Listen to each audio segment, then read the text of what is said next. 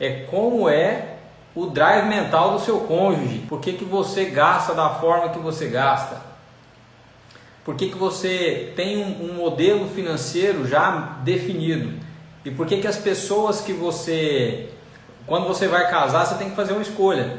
E quando você escolhe, você não conhece nem o seu modelo de dinheiro direito, o seu modelo financeiro, e nem o da sua esposa, nem do seu cônjuge.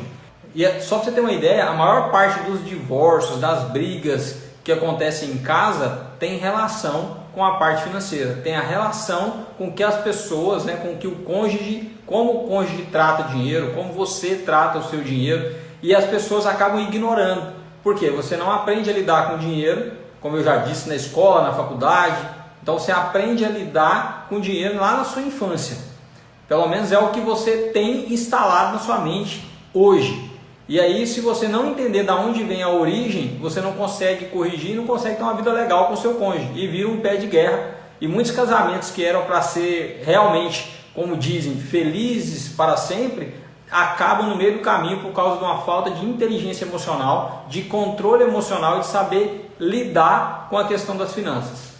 Beleza? Então, nós vamos começando. Seja muito bem-vindo, muito bem-vinda. Esse é o Saia da Média. Isso aqui é para quem quer sair da média e prosperar realmente na sua vida financeira, quer dizer um chega para a mediocridade, viver realmente o potencial máximo que você foi colocado aqui para viver. E o tema de hoje, como eu já comecei adiantando para quem foi chegando aí primeiro, é como o seu casamento vai ajudar você a prosperar na sua vida financeira. Como o seu casamento vai ajudar? Vamos lá, não tem como eu falar de prosperidade financeira e de casamento sem falar como era a minha vida antes, como que era a minha vida de solteiro, como que é a vida de quem era solteiro aí, com o que você gastava dinheiro, quais eram os seus propósitos, quais eram os seus objetivos, como que você lidava com a questão financeira. Agora existe um modelo mental para cada um, mesmo que você seja parceiro, como eu, da minha esposa, sou muito parceiro, mas aí eu fui entendendo, quanto mais eu estudo sobre a mente humana, quanto mais eu me dedico, mais eu aprendo sobre o meu modelo e sobre o modelo da minha esposa. Então nós viemos de modelos financeiros totalmente diferentes, distintos. Apesar de ela também ter vindo de uma família humilde, ela não viveu o que eu vivi. Ela não passou privações na infância. Ela teve um outro modelo de dinheiro. E é incrível como que tinha travas emocionais, bloqueios emocionais que atrapalhava, e a gente não percebia no passado que isso atrapalhava a nossa vida financeira. Porque ela gastava de uma forma e eu gastava de outra. E aí sempre aquele que tem a mão mais aberta é tido como o gastador e o responsável pelo insucesso, entre aspas, do casal. Entendeu? Então se você é uma pessoa que teve a infância com muitas privações e outra pessoa viveu tendo de tudo, e um foi criado com um modelo financeiro faltando de tudo e o outro tendo de tudo, você vai ter uma distorção disso tão grande que o casamento vai entrar em um determinado momento de parafuso. Qualquer momento financeiro de dificuldade, você vai entrar no parafuso, porque você não tem inteligência emocional para entender que o outro, que cada um é único e que o modelo de dinheiro dele é um e o seu é outro. E aí você fala assim, poxa, tá bom, mas eu e a minha esposa, a gente dá super certo com as finanças. A gente não tem problema com dinheiro.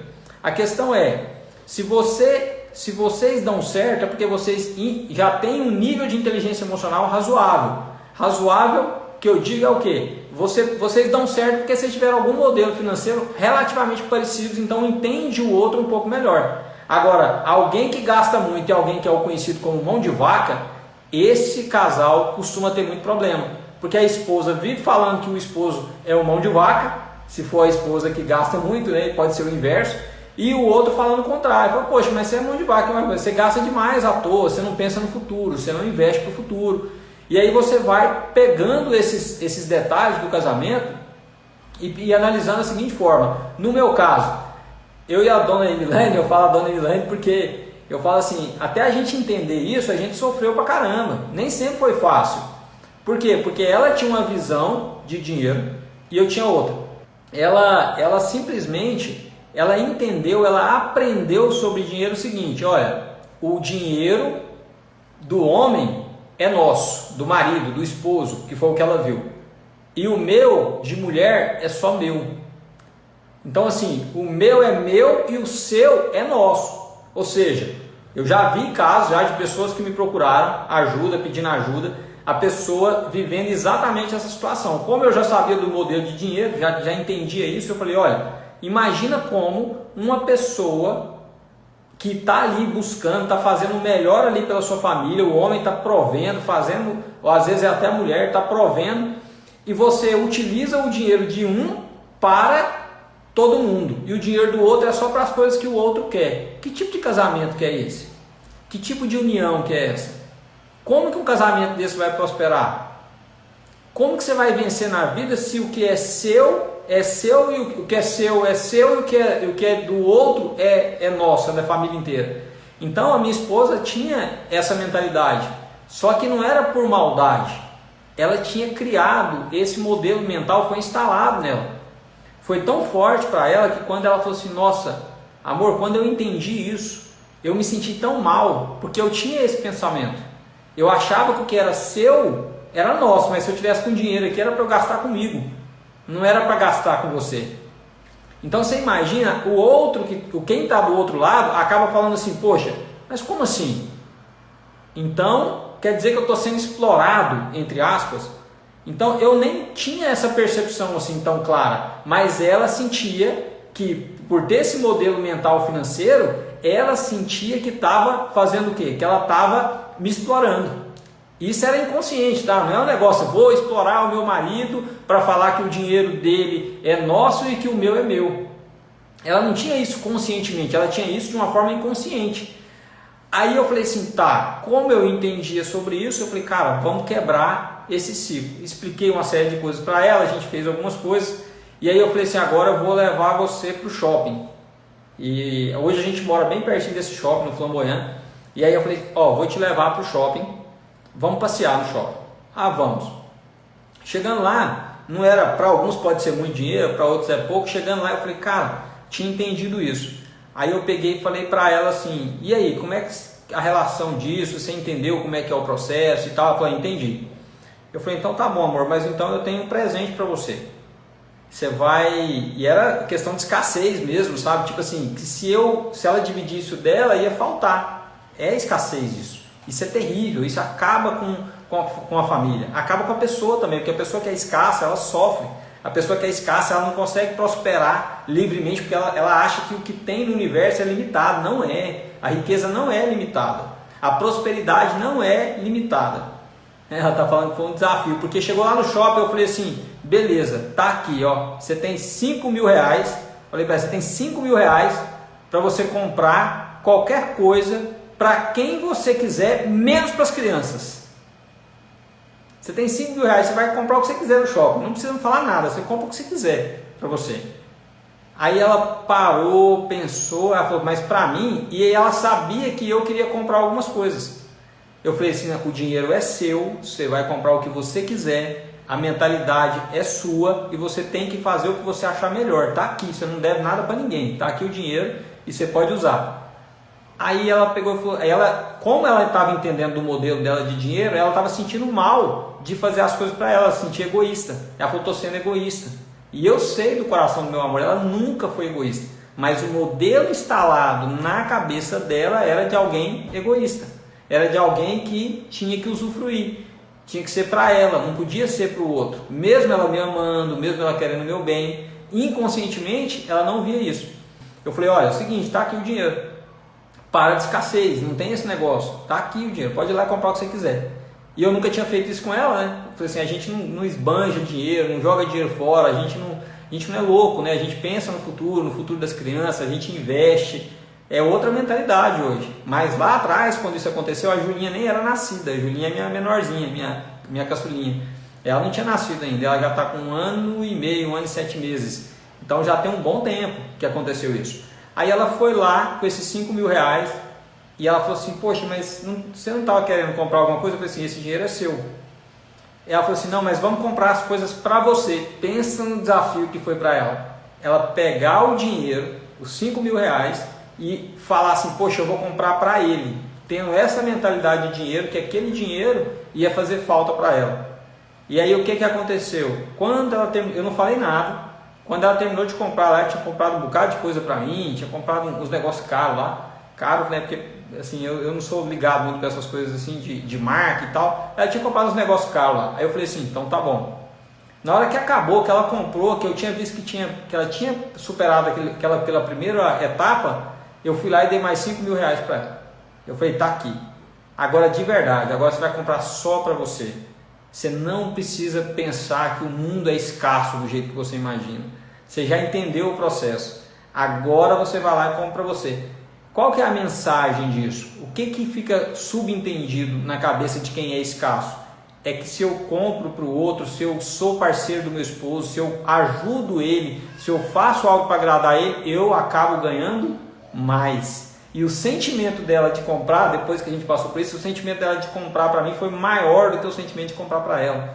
Por quê? Porque era uma superação de drive mental instalado errado. E não é fácil enxergar isso. Talvez você que está aí vendo, você tenha um drive mental errado que foi instalado na sua cabeça e que vai atrapalhar seu casamento, vai atrapalhar sua prosperidade. Para você que já é casado e para você que pensa em casar, você tem que pensar muito bem antes de casar. Você tem que pensar bem, por quê? Porque você e o seu futuro esposo, ou você e o seu esposo atual aí, ou esposa, eles foram criados em ambientes totalmente diferentes de você. São pais diferentes, situações diferentes, traumas diferentes. Então, se você não entender isso, você vai acabar tendo essa crença limitante, tendo esse drive mental furado, errado, e aí vocês vão ficar limitados para prosperar. Quando você começa a abrir a sua mente para entender o lado do outro, a mentalidade do outro que está com você, ou que você está casada, ou que você pretende casar, é diferente. Porque ninguém tem uma mentalidade de escassez porque quis, é porque viveu momentos difíceis de escassez na vida e acabou realmente se contaminando com aquela mentalidade, com aquela criação que teve. O nosso cérebro, você tem crenças positivas, crenças que te levam para a prosperidade, drives que te levam para prosperar, o desejo de prosperar, o desejo de vencer, e você tem outras negativas. Todos nós temos, tá? Ah, não, eu só tenho positivo. Conversa fiada, tem. A diferença é que quando você fortalece o que é positivo, aquelas negativas vão ficando tão fracas que elas não interferem mais nas suas ações. E aí os seus resultados mudam. Então o que acontece? Se você entende que a sua cabeça, a sua mentalidade, você tem você com você mesmo, os seus diálogos internos, você conversando ali, aquela vozinha que fica na sua cabeça. Quando você quer um projeto, você fala, será que eu consigo? Nossa, mas eu vou arriscar. Mas será que se eu fizer esse projeto, meu esposo vai querer, vai gostar? Será que vai dar certo? Ele vai me apoiar, vai estar do meu lado? Então, essas crenças, aí é uma, eu quero prosperar, e outra, será que vai dar certo? Negativa. Ah, eu quero prosperar, mas acho que meu esposo não quer isso não, acho que a vida do jeito que está para ele tá bom. Aí você acaba entregando para o outro a responsabilidade da sua vida. Você está casado, mas a responsabilidade da sua vida é individual. A vida em casamento é em unidade, você tem que ser um só com seu esposo. Só que o que acontece com muitas pessoas? Muitas pessoas, a maioria de nós, em algum momento da vida foi traído. Ou por esposa, ou por namorada, ou por amigo, ou por sociedade. Algum momento da sua vida você foi traído. E aí o que acontece? Essa traição que você sofreu lá gera um trauma, e esse trauma faz com que você fique com receio de confiar, de se entregar para o outro, falar, eu sou o único. Imagine um casamento que já houve traição, a pessoa virar e falar assim, eu vou colocar o meu dinheiro na mesma conta que essa pessoa, ela não merece confiança. Então você tem que resolver isso antes, porque você escolheu casar. E se você escolheu resolver a parada, perdoar, você precisa resolver isso. E colocar uma pedra nisso e prosperar junto com seu esposo. Porque se você não confia, como que você vai ter uma vida em unidade? Uma vida junto de verdade? Uma vida que vale a pena? Você não vai conseguir chegar nesse nível. Por quê? Sempre vai ter uma coisa te puxando, uma coisa contrária. E quando eu estava falando de um casal que eu amo de paixão, não vou falar o nome, mas assim, não vou expor aqui, mas assim, um casal que podia estar vivendo uma vida muito melhor do que a que vive, mas por uma questão de escassez, por uma questão de dificuldade, de mentalidade mesmo, não é recurso. Recurso teria como até viabilizar mais do que tem, mas a escassez era tão grande que deixou de realizar um sonho durante muitos anos que já poderia estar realizado. Por quê? Por causa dessa diferença. é mais ou menos igual aqueles homenzinhos ali do livro, não sei se vocês conseguem ver. É 3 puxando para um lado e um puxando para o outro. Tem pessoas que estão hoje, tem pessoas que estão casadas, que é assim, ó, um puxando para prosperar e o outro com medo. Um querendo evoluir e o outro com medo. E é muito comum isso acontecer, e aí um quer realmente uma vida diferente, e o outro até quer também, mas ele não quer pagar o preço. E se você não entender que seu casamento é uma base da sua família, é uma base, uma estrutura para você realmente prosperar, para você realmente apoiar o outro, estar com o outro verdadeiramente, não estar pela metade. Você tem que ser inteiro. O íntegro, a palavra ser íntegro, e no casamento quem não é íntegro está lascado, porque aí o cônjuge não confia, não tem integridade, e aí como é que você prospera? A integridade, ser íntegro é ser inteiro. É você falar assim, cara, estamos juntos independente do que acontecer, vamos lá. Não é sair pulando da ponte, mas também não é ir travando, porque é muito mais fácil, pessoas que estão embaixo, pessoas que estão, você está querendo subir, pessoas te puxando, é muito mais fácil a pessoa te derrubar quando você está em cima, do que você trazer pessoas que estão lá embaixo. Entende? Então, você tem que estar inteiro, tem que ser 100%. E 100% tem que ser com essa mentalidade. Se você quer realmente prosperar, se você quer evoluir, você tem que estar inteiro em tudo que você for fazer. Agora, você imagina, no casamento, você teve várias opções para escolher antes de casar. Agora você casou, cara, dá 100% até dar certo. Não existe casamento próspero. Eu não consigo ver prosperidade onde existe divisão.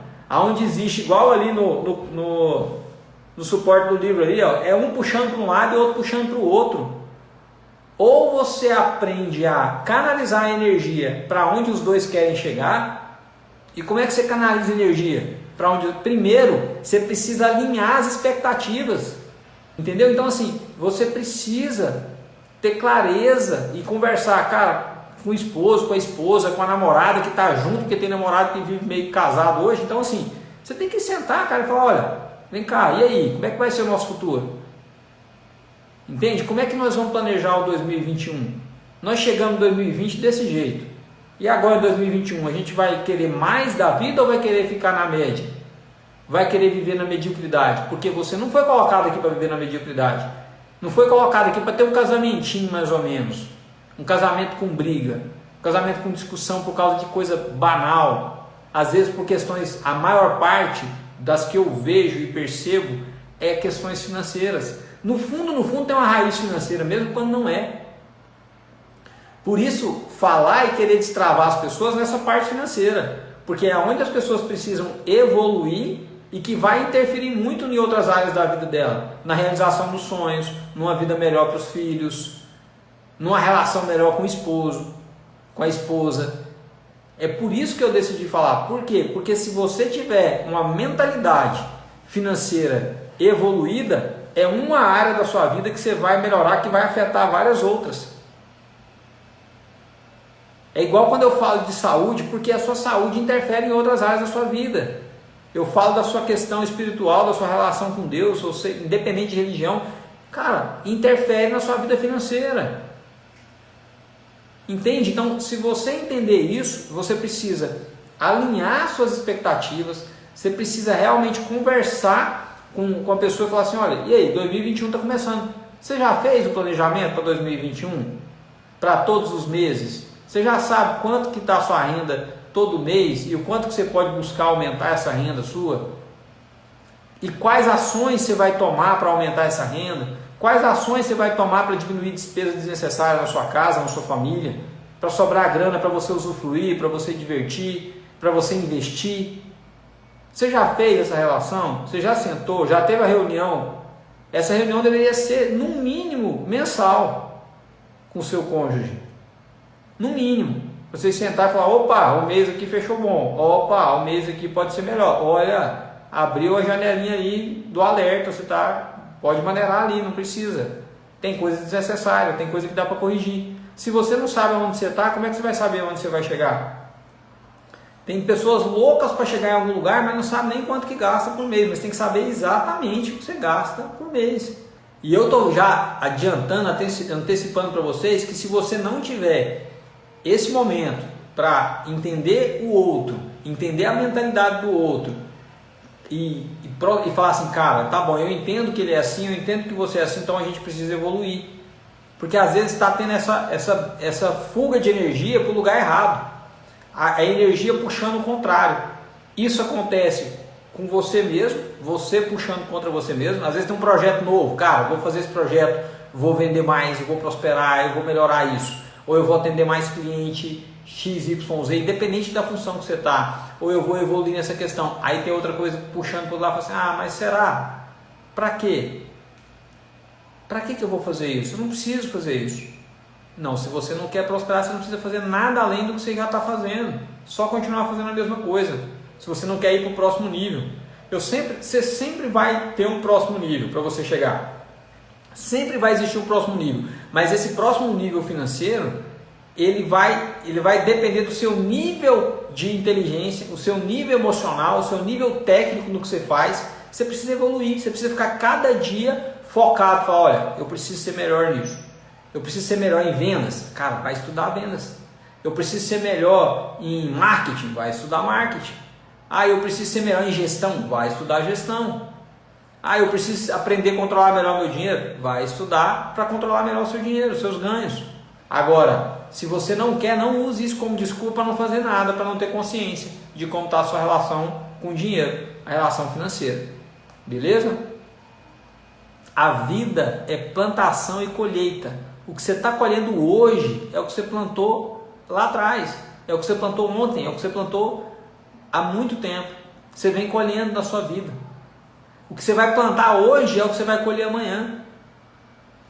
O dia que eu falei isso, teve uma das pessoas que fez um treinamento comigo, ela falou assim, eu fui perguntar como é que estava e tal, ela falou assim, olha, cara, o que foi transformador para mim foi ouvir de você assim, cada um tem um marido que merece. No dia, isso, palavras da pessoa, ela falou assim, olha, no dia eu achei ruim pra caramba, porque ela estava com problema no casamento. Ela ficou mal, ela achou ruim, ela achou que eu era um idiota, né? Ela só não falou com essas palavras, ela falou assim, olha, eu fiquei muito mal, mas foi a melhor coisa que aconteceu para mim entender isso. Porque o dia que você falou para mim que eu tinha o casamento que eu merecia, o marido que eu merecia, eu mudei a minha atitude. Porque eu entendi que a responsabilidade era minha. E se ela entendeu que a responsabilidade era dela, as coisas mudam. As coisas vão para um outro nível. Porque quando você assume a responsabilidade pelo seu sucesso e pelo seu fracasso, você muda de nível de jogo. Porque é muito mais fácil para as pessoas culparem o outro, julgarem o outro. Eu não prospero porque meu marido gasta muito. Eu não prospero porque minha esposa é gastadeira. Eu não prospero por causa disso e disso e daquilo. Quando eu coloco a responsabilidade no outro, o que eu falo para o meu cérebro? Eu não preciso mudar nada porque eu sou perfeito. O problema é só no outro. Eu estou muito bem do jeito que eu estou. Quem tem que mudar é ela. Gente, você acaba com a sua vida quando você faz isso. O seu cérebro, ele é programado para fugir da dor e buscar o prazer. Quando você fala assim, olha, eu posso de verdade assumir o controle da minha vida. É o que a Estelinha falou, é o poder da autorresponsabilidade, é o poder de assumir o controle da sua vida em tudo. Mesmo, olha para você ver que absurdo, mesmo quando você acredita que você não é o errado naquilo, se você assumir como responsável, você vai ter uma ação para resolver um problema que nem seu era às vezes. Mas eu tenho que resolver o problema do outro. Se te afetar, tem. Te afeta? Afeta a sua família? Então você tem. Se você passa uma informação para alguém e essa pessoa não entende certo, o responsável é você sim que passou a informação. Mas eu falei direitinho, não interessa, você que vai colher o resultado. O resultado vai vir para você. Então, independente de qualquer coisa, quando você assume, você fala, cara, já que o resultado é meu, a plantação é minha, eu vou plantar direito isso aqui, eu vou aguar direito, eu vou zelar disso aqui. É diferente, porque aí você vai para um próximo nível. Você fala, eu vou assumir isso aqui, eu vou assumir o controle da minha vida, não vou deixar ninguém me controlar. E se eu explicar tudo certo para alguém na minha cabeça e a pessoa entendeu errado, a responsabilidade é minha também. Porque quando eu assumo a responsabilidade, eu falo, tá bom, o que eu poderia fazer diferente para dar certo? Qual a forma que eu poderia ter comunicado para que a pessoa me entendesse melhor? Essas perguntas que você tem que se fazer. Casamento tem muita discussão banal, boba mesmo, infantil, imatura. Tem casamentos que são tão imaturos que é surreal. Sabe, tem discussão por causa de nada. Tem discussão para discutir, tem gente que é viciada em discutir. Infelizmente, do que eu percebo, em boa parte dos casamentos, em grande parte dos casamentos, não existe a transparência, a liberdade de falar. Eu sei, porque no nosso casamento, no meu e da minha princesa, era assim também. A gente não tinha essa transparência, porque a gente era imaturo. Quando um falava alguma coisa para o outro, olha aí se você se identifica, já era assim, tá querendo falar que sou eu que sou errado então da história. Era assim, era armado, era na defensiva. Como que você pode estar com alguém que te ama, alguém que você ama e tá sempre na defensiva? E não é normal. Normal é você chegar e poder dar um beijo na sua esposa, no seu esposo, poder abraçar, poder falar que ama. Normal é você chegar e falar assim, cara, tava sentindo sua falta, tava com saudade de você no mesmo dia. Esse é o normal. Esse deveria ser o normal das famílias. Eu queria ter o orgulho, igual muita gente fala, meu casamento sempre foi perfeito. Não, cara, meu casamento não foi perfeito sempre. E nem é perfeito. Não existe perfeição. Existe amor, existe respeito, existe companheirismo, existe unidade, existe vontade de ir para o mesmo rumo. Um apoia o outro, ninguém puxa o outro para trás. Entende? Então, você precisa abrir a sua mente, se desenvolver o seu drive mental, para você ir para o próximo nível. E você só vai para o próximo nível no seu casamento, nas suas finanças, se você tiver, entender primeiro quem você é, entender qual drive está instalado em você e entender o drive do seu cônjuge. Só que não tenta entender o drive do seu esposo, da sua esposa, antes de entender o seu. Para de julgar o outro. O seu marido, a sua esposa pode ter um monte de problema, mas entenda você primeiro. Primeiro entenda você. Não tem como você conhecer o outro sem se conhecer verdadeiramente. Toma a sua vida para você e realmente fala, olha, decide intencionalmente a mudar a sua vida, a mudar seu casamento, a mudar a relação com seu esposo, a ter uma unidade de verdade, a ser um só. Lembrado de quando você casou lá e você falou assim, até que a morte nos separe, não sei se foi assim não no seu casamento. Então lembrar que é para sempre, mas que você pode viver o casamento com a mesma pessoa, você pode viver um casamento totalmente diferente do que você está vivendo. Na área financeira, só uma delas. É maturidade, é compreensão, é entender que cada um é único. E se você não precisa trocar de marido, você não precisa trocar de esposa, você só precisa trocar a forma com que você conduz seu casamento. E alguém tem que tomar essa iniciativa. Aqui em casa fui eu, e a minha esposa até hoje é grata, ela fala, amor, você foi o vetor, né? É o que eu falo, de vetor de mudança. Seja o vetor de mudança da sua família, seja o vetor de mudança do seu casamento. Você pode e deve dar o primeiro passo, porque quando vier o resultado, você vai sentir orgulho de ter tomado essa ação. Conheça um pouco mais da pessoa que está do seu lado. Que você conheça um pouco mais do modelo financeiro que ele foi criado. Às vezes você sabe, passou dificuldade na infância, beleza, mas o que isso representou para ele? Porque a pessoa vai te falar aquilo que ela mais lembra. E aquilo que ela mais lembra está gravado no subconsciente dela. E o que está gravado no subconsciente dela, no nosso subconsciente, é que gera as nossas decisões, as nossas ações.